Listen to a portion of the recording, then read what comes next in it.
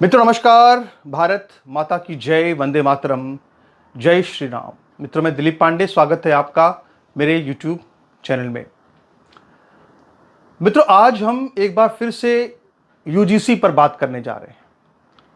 UGC को लेकर के सुप्रीम कोर्ट ने जो टिप्पणियां करी और जिस तरह से उस पूरे रेगुलेशन पर स्टे लगा दिया, उससे ये साबित हो गया कि जो बात हमने लगातार कही, जो हमारा पक्ष था, वो एकदम सही था। हालांकि इसके लिए हमारे ऊपर उस वक्त भी जो लोग थे जो कि बीजेपी के पेड वर्कर्स थे या जो सीधे तौर पर बीजेपी के लिए काम करते हैं, उन लोगों ने हम पर निशाना साधा, हमें तरह तरह से गालियां दी, तरह तरह से हमारे खिलाफ बकवास की और ये कहा कि हम तो हिंदुत्व से हट चुके हैं और क्या क्या बातें कही।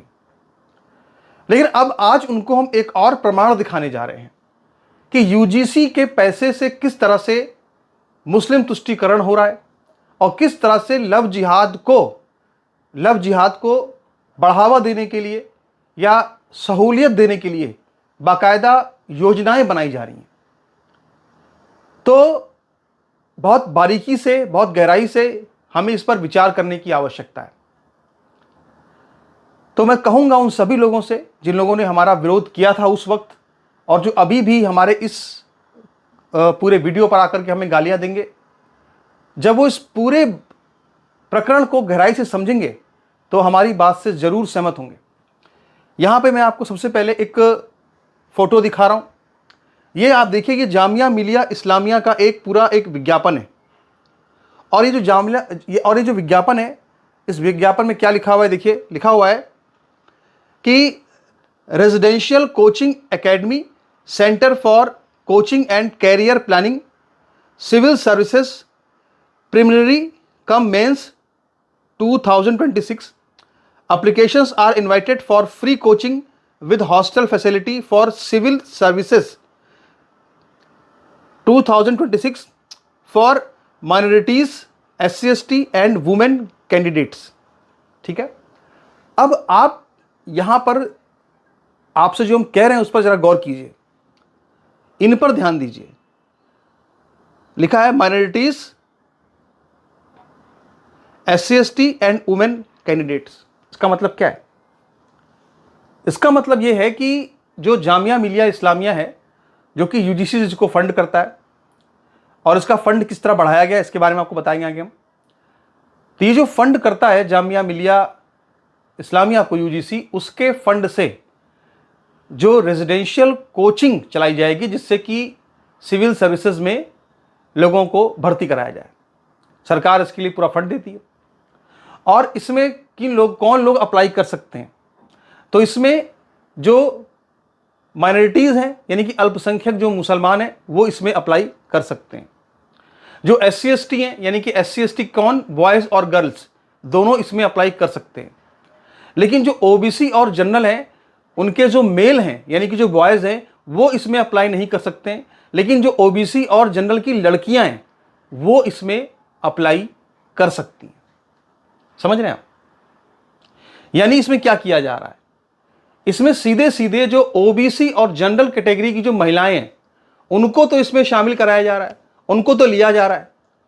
लेकिन जो OBC और जनरल जो बॉयज हैं, जो मेल हैं, उनको इसमें नहीं लिया जा रहा है। अब वैसे तो ये बहुत एक सामान्य सी बात हो सकती है कि क्या हुआ, नहीं लिया जा रहा है तो इससे क्या फर्क पड़ता है, लेकिन नहीं, ये इतने सामान्य सी बात नहीं है। दरअसल ये सीधे सीधे अगर देखा जाए तो एक लव जिहाद का एक आयोजित कार्यक्रम नजर आता है। अब आप ये कहेंगे कि भाई ऐसा कैसे? इस तरह से कि जब आप क्या कर रहे हैं कि सामान्य वर्ग के लड़कियों को या OBC वर्ग की लड़कियों को तो आप बुला रहे हैं, लेकिन जो उसी कैटेगरी के जो लड़के हैं उनको आप नहीं बुला रहे। इसका मतलब क्या है? इसका मतलब यह है कि आप सीधे सीधे से जो OBC और जनरल कैटेगरी की लड़कियां हैं उनको उनके लड़कों से काट दे रहे हो, काट के अलग कर दे रहे हो। ठीक है, आपको ये सारी बातें ना तब समझ में आएंगी जब आप थोड़ा सा गहराई से सोचेंगे। जरा गहराई से सोचिए कि जब किसी भी वर्ग की महिलाओं का शोषण करना होता है तो सबसे पहले क्या किया जाता है कि उस वर्ग के पुरुषों को उससे अलग कर दिया जाता है। जैसे आप देखिए, इतिहास को उठाकर देखिए, आप किसी भी युद्ध में क्या होता है, किसी भी युद्ध में जब कोई भी व्यक्ति या कोई भी सेना जब युद्ध हार जाती है तो उस राज्य के या उस क्षेत्र के पुरुषों को तो मार देते हैं या उनको बंदी बना देते हैं, यानी कि वहां के पुरुषों को औरतों से अलग कर देते हैं। और फिर औरतों का क्या होता है, उनका शोषण होता है। अब मैं ये नहीं कह रहा सीधे सीधे कि यहां पे कोई शोषण हो जाएगा, लेकिन यहां पर क्या किया जा रहा है कि एक इस तरह का माहौल बनाया जा रहा है जहां पर कि जो मुसलमान लड़के हैं जामिया मिलिया इस्लामिया में आएंगे पढ़ने के लिए, जहां पे उनको बाकायदा हॉस्टल की सुविधा होगी, वहां पे उनको पूरा एक, क्योंकि ये रेजिडेंशियल कोचिंग है तो उनको वहां पर रहने दिया जाएगा।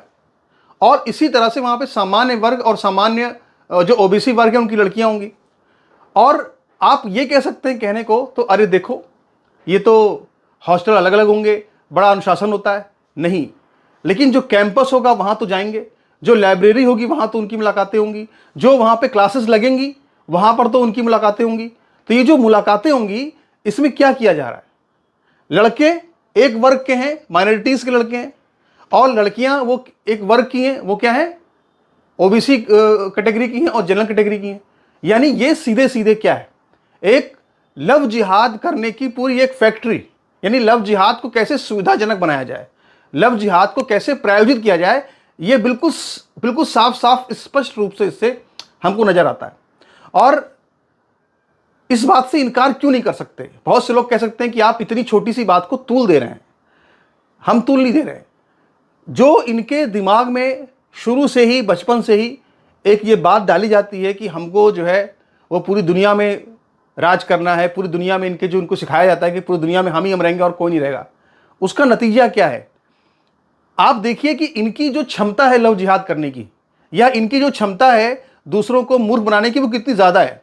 जब आप इस तरह की खबरों के संदर्भ में आप देखेंगे तो आपको बात हमारी और अच्छी तरह समझ में आएगी। यहां पर जरा आप इस पूरी खबर को देखिए, समाचार को देखिए। ये समाचार रिपब्लिक भारत में छपा हुआ है। ये एक ऐसी पूरी एक न्यूज़ एजेंसी है जिसको कि सरकार से लाइसेंस मिला हुआ है खबर दिखाने का, यानी इसकी खबर की प्रामाणिकता है। इसकी हेडलाइंस क्या लिखी देखिए, 31 जनवरी की खबर है। लिखा है 300 लड़कियों का आपत्तिजनक वीडियो बना, देह व्यापार में धकेला, अफजरुल ने हिंदू बनकर प्रेम जाल में फंसाया, फिर गैंगरेप और परिवार को टॉर्चर किया। ठीक है, यानी सोचिए कि सिर्फ एक लड़के ने, जिसका नाम अफजरुल था, उसने 300 लड़कियों को फंसा लिया। जब आप इसको बहुत बारीकी से ध्यान से समझेंगे तब आप पूरी बात को समझ पाएंगे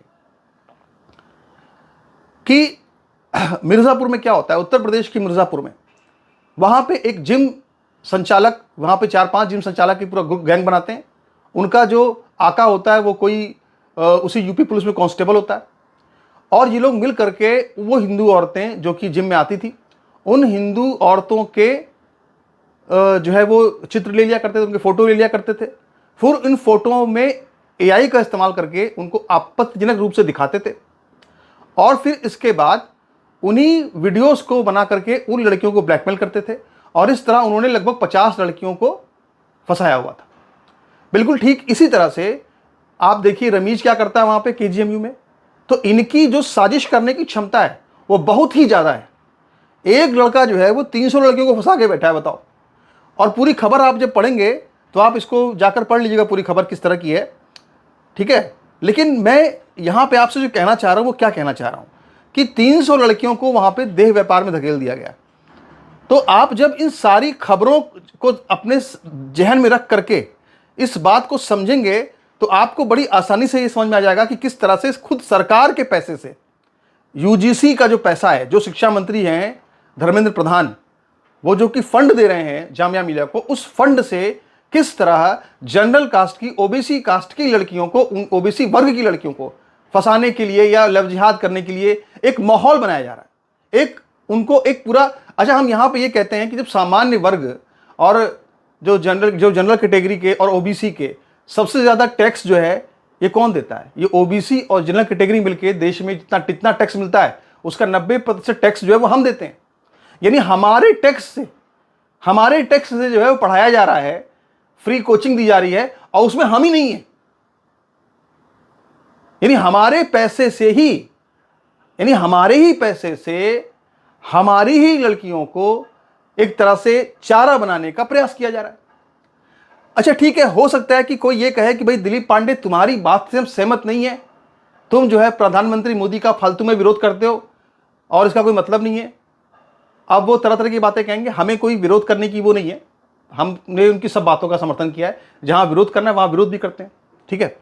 लेकिन अब आप जरा देखिए कि जो प्रधानमंत्री मोदी की सरकार के करीबियों में गिने जाते हैं, जो संघ परिवार के बहुत करीबियों में गिने जाते हैं, और जो एक लंबे अरसे से हिंदू राष्ट्र की पत्रकारिता कर रहे हैं, वो सुरेश चौहान के क्या लिख रहे हैं जरा इसको सुनिए।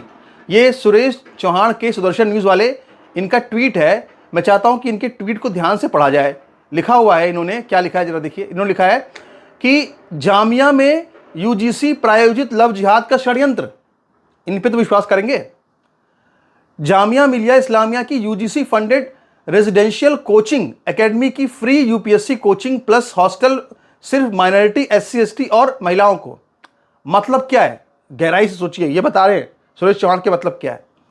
मुस्लिम माइनॉरिटी लड़के एलिजिबल, एससी एसटी लड़के एलिजिबल, सभी कैटेगरी की लड़कियां, जनरल ओबीसी लड़कियां भी एलिजिबल, लेकिन जनरल और ओबीसी कैटेगरी के हिंदू लड़के पूरी तरह बाहर। समझ रहे? आगे देखिए, सवाल यह है कि क्या यह सिर्फ अफर्मेटिव एक्शन है या जामिया जैसे मुस्लिम बहुल कैंपस में हिंदू लड़कों को जानबूझकर रोककर लड़कियों को आसान टारगेट बनाने का सुनियोजित प्लान है। फ्री हॉस्टल कोचिंग सालों का साथ, क्या यह लव जिहाद को आसान बनाने का सरकारी फंडेड रास्ता है? देश के टैक्स पेयर का पैसा हिंदू बेटों के खिलाफ इस्तेमाल। ये कौन लिख रहा है? सुरेश चौहान के लिख रहे हैं। अब जो लोग भी यहां पे भी आके मुझे गालियां वालियां देंगे ना, इन सब लोगों से पूछना कि भाई क्या सुरेश चौहान के भी हिंदूवादी नहीं है? जरा इनसे पूछ लेना एक बार, ठीक है, कि इन पे भी शक है कि जॉर्ज सोरोस उनको फंड कर रहा है। और देखिए जरा, अब यहां पर ये देखिए आप कि किस तरह से जामिया मिलिया इस्लामिया का पूरा फंड बढ़ाया गया। मैंने पूरी डिटेल निकाली है, इसमें से कुछ ऐसी डिटेल भी है जो कि सरकार ने की तरफ से पार्लियामेंट में आंकड़े रखे गए, और कुछ आंकड़े जो है वो जामिया मिलिया की वेबसाइट पे मौजूद हैं। उन आंकड़ों से हमने तालिका बनाई है। उसमें क्या लिखा है जरा देखिए। लिखा हुआ है कि 2014-15 में यूजीसी ने 264 करोड़ रुपए दिए थे जामिया मिलिया को, 15-16 में दिए 314 करोड़, 16-17 में दिए 352 करोड़, 17-18 में दिए 375 करोड़, 18-19 में दिए 410 करोड़, 19-20 में दिए 451 करोड़, 20-21 में दिए 479 करोड़, 21-22 में दिए 411 करोड़, 2022-23 में दिए 467 करोड़, और 2023-24 में दिए 512 करोड़। सोचिए आप, 512 करोड़ रुपए दे दिए भैया। देखो आप जरा, तो ये आपकी भैया हमारे हिंदू हृदय सम्राट प्रधानमंत्री मोदी जी की सरकार में जामिया मिलिया का जो फंड था वो 10 सालों में 264 करोड़ से बढ़ा करके 512 करोड़ कर दिया गया, यानी जस्ट डबल कर दिया गया, जस्ट डबल। इतना पैसा किसी गुरुकुल को मिलता है क्या हमारे देश में? जरा सोचिएगा, सरकार से कोई देता है इतनी मदद? तो हमारे कहने का अर्थ क्या है ना कि जामिया मिलिया इस्लामिया के बारे में मेरा भी अनुभव है। मैं बताता हूं आपको। जब मैं पत्रकारिता करने के लिए, कोर्स करने के लिए दिल्ली में आया था, तो उस समय मैंने बहुत जगहों पर एप्लीकेशन डाला कोर्स के लिए। तो जहाँ पे दिल्ली विश्वविद्यालय था वहाँ पे मुश्किल से 25 सीटें थी, और उसमें आरक्षण को हटा देने के बाद में, यानी अनारक्षित जो सीटें थी वो लमसम समझ लीजिए आपकी 15 सीटें थी, और उन 15 सीटों पे हज़ारों लोगों ने परीक्षा दी।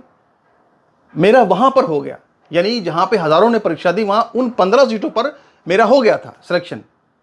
लेकिन जामिया मिलिया इस्लामिया में भी मैंने अप्लाई किया था, लेकिन वहाँ पर जो है वो 45 सीटें थी वहाँ पे पत्रकारिता की, हिंदी पत्रकारिता की, लेकिन वहाँ पे मेरा नहीं हुआ। क्यों नहीं हुआ? वहाँ मेरे पेपर पे सब अच्छा था, क्यों नहीं हुआ? जहाँ 15 सीटें थी वहाँ हो गया, लेकिन जहाँ 45 थी वहाँ क्यों नहीं हुआ? क्योंकि वो जानबूझ करके जो सामान्य वर्ग के लड़के हैं उनको हटा देते हैं। उनको लगता है कि इनको हटा दो, इनकी औरतों को लो, इनकी लड़कियों को रखो, इनको हटा दो। तो बिल्कुल ठीक यहाँ पे किया गया है। देखिए, जो समझदार लोग होते हैं वो मेरी बात बड़ी आसानी से समझ जाएंगे, और जो समझदार नहीं होते उनको बात समझ में नहीं आएगी, वो तो मूर्ख हैं, उनको बात कभी समझ में नहीं आएगी। और इतिहास को आप जब अध्ययन करेंगे तो इतिहास में आप बहुत ध्यान से देखेंगे कि जब आप किसी भी वर्ग के लड़के और लड़कियों को अलग करके योजना बना रहे हैं, इसका मतलब कहीं ना कहीं आप उन लड़कियों को के सुरक्षा कवच को हटा रहे हैं। क्या कर रहे हैं आप? उन लड़कियों के सुरक्षा कवच को हटा रहे हैं। ठीक है, अब आप जरा और गौर से देखिए कि चीन के अंदर में जिस तरह से उइगर मुसलमानों का वहां पे एक तरह से उन पे अत्याचार होता ही, ये कहना ही पड़ेगा। तो वहां पे क्या होता है कि जो उइगर मुस्लिम्स हैं उनके साथ में चीन की सरकार एक कार्यक्रम चलाती है। उस कार्यक्रम का नाम क्या है? सांस्कृतिक समन्वय प्रोजेक्ट। यानी कि उइगर कल्चर और चीन के कल्चर के बीच में एक समन्वय बनाया जाए। तो उस समन्वय के तहत क्या होता है कि जो उइगर मुसलमान मर्द होते हैं उनको सरकार क्या करती है कि उनको पकड़ लेती है, उनको पकड़ के ले जा करके ऐसी जगह बंद कर देती है जहां उनको शिक्षा दी जाती है कि हमारे हिसाब से रहो, कम्युनिज्म क्या है, साम्यवाद क्या है उसको जानो, नास्तिक बनो, इस तरह की बातें बताई जाती हैं। जबकि दूसरी तरफ जो चीन के हान नस्ल के चाइनीज होते हैं, उन चाइनीज पुरुषों को, जो हान नस्ल को, जो वहां पे रूलिंग कास्ट है, हान नस्ल जो है चीन के अंदर, हान नस्ल के पुरुषों को कहा जाता है कि तुम अब जो है उइगर मुस्लिम महिलाओं के घर पर जाओ, उनके यहाँ पे रात बिताओ। ये मैं आपको बता रहा हूँ, हकीकत, ये अखबारों में छपा हुआ है। ठीक है, और उन्होंने कहा कि तुम वहां पे रात बिताओ, उनके साथ समन्वय स्थापित करो, यानी उनके साथ कल्चरल एक आइडेंटिटी को मिक्स करो। कहने को शब्द बड़े अच्छे अच्छे अंग्रेजी के जो चीन बताता है, लेकिन वो दरअसल इसका मतलब ये नहीं है। इसका मतलब क्या है कि जो उइगर पुरुष जो हैं उनको अलग कर दिया, कहाँ भेज दिया, जाओ तुम कैंप में जाओ, उनको अलग कर दिया। और जो उइगर महिलाएं हैं उनके साथ कहा कि तुम अब जो चीन के पुरुष हैं उनको भेज दो। तो ये क्या है? एक तरह से वहां पे रेप हो रहा है उइगर के अंदर, वो नस्ल बदल रहे हैं। और ठीक उसी तरह से तिब्बत में उन्होंने किया, तिब्बत में उन्होंने सेम वही काम किया। तिब्बत में तो इस तरह से किया चीन के लोगों ने कि बाकायदा वहां पे तिब्बत की जो बौद्ध महिलाएं थी उनके साथ वहां रेप किया चाइना आर्मी ने। और रेप करने के बाद में उन महिलाओं का गर्भ सुरक्षित रहे, यानी उनके गर्भ से जो है हान नस्ल का चाइनीज बच्चा पैदा हो, इसकी पूरी जिम्मेदारी उसके लीगल पति को दी गई कि तुम ये देखो कि इसका गर्भ गिरना नहीं चाहिए, अगर इसका गर्भ गिरा, इसने कुछ किया अगर, तो तुम्हें गोली मार देंगे। तो इस तरह से वहां पे तिब्बत के अंदर पूरा एक नस्ल को खत्म करने की कोशिश की गई। तो आप एक बात ध्यान रखना कि जब भी आपसे आपकी औरतों को अलग किया जाए तो इसका मतलब कि वो आपकी नस्ल को खत्म करने की एक साजिश है। और ये सब कार्यक्रम चलते हैं ना बड़े उससे कि देख सेक्युलरिज्म है, लोकतंत्र है, हम माइनॉरिटीज की रक्षा कर रहे हैं, पर इसकी आड़ में किस तरह से आपका शोषण हो रहा है, कितनी तबीयत से हो रहा है, इस चीज को आप समझना अगर चाहते हैं तो आपको इन सब बातों पर गौर करना पड़ेगा। अब मैं आपको यहां पर बताना चाहता हूं कि देखिए हमारे देश के अंदर एक बड़ी खराब सी परंपरा चल गई है, और वो ये चल गई है भैया कि कुछ भी हम बोलेंगे हमें क्या करना है, उसका विरोध करना है। कुछ लोग यहां पे आएंगे जो मेरा खूब अभी जम करके विरोध करेंगे, मुझे गालियां देंगे, तरह तरह की बातें कहेंगे। वो कहेंगे तुम जॉर्ज सोरोस के एजेंट हो, तुम डीप स्टेट के एजेंट हो, तुम तो कांग्रेसी हो, तुमने ये पहले क्यों नहीं कहा, तुम अब क्यों कह रहे हो, ये वो, इस तरह की 50 बातें करेंगे। ठीक है, वो सब कौन लोग हैं? वो सब बीजेपी के पेड वर्कर्स हैं जो कि बीजेपी के खिलाफ कोई बात सुनना नहीं चाहते। हम बीजेपी के खिलाफ नहीं हैं, ये बात बिल्कुल क्लियर कट समझ लीजिए। हम सिर्फ ये चाहते हैं कि जहां पर गलती हो रही है उन गलतियों को सुधार करें। बिना गलती को सुधारे हम, आप जो बात बड़ी बड़ी बात, एक तरफ आप कहते हैं साहब नहीं हम लव जिहाद के खिलाफ कानून बना रहे हैं, और दूसरी तरफ आप जो है लव जिहाद को फंड कर रहे हैं सीधे सीधे। समझ रहे नहीं समझ रहे आप?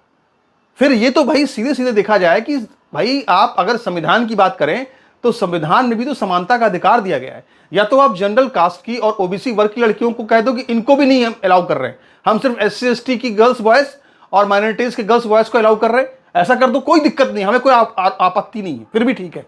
लेकिन आप क्या कर रहे हैं कि जानबूझ के षड्यंत्र के तहत बड़ी चतुराई से ये कर रहे हैं। और लुलु मॉल वगैरह में और 50 तरह के जो संस्थाएं हैं मुसलमानों की, वहां पे इस चीज को देखा जाता है कि बहुत ही प्राइवेट तरीके से वहां पे जो हिंदू लड़कियां हैं उनको भर्ती करते हैं और हिंदू लड़कों को भर्ती नहीं करते हैं। ये किस लिए होता है? इसलिए होता है कि वहां पे उनको एक लव जिहाद को एक सहूलियत देनी है। और ये सब चीजें हम अपने अखबारों में रोज पढ़ते रहते हैं। इसके बाद भी एक धारणा ये पक्की हो चुकी है। जब उस धारणा के संदर्भ में आप सारी चीजों को देखेंगे तो आपको यकीन होगा कि जो मैं कह रहा हूं वो एकदम ठीक कह रहा हूं। तो आपके इस पर क्या विचार है? आप अपने विचार रखिएगा, और कृपया अपने विचार रखिए, पर गाली गलौज बिल्कुल मत कीजिए। आराम से सभ्य तरीके से अपने विचार रखिए, उस पर किसी को कोई आपत्ति नहीं होगी। नमस्कार, धन्यवाद।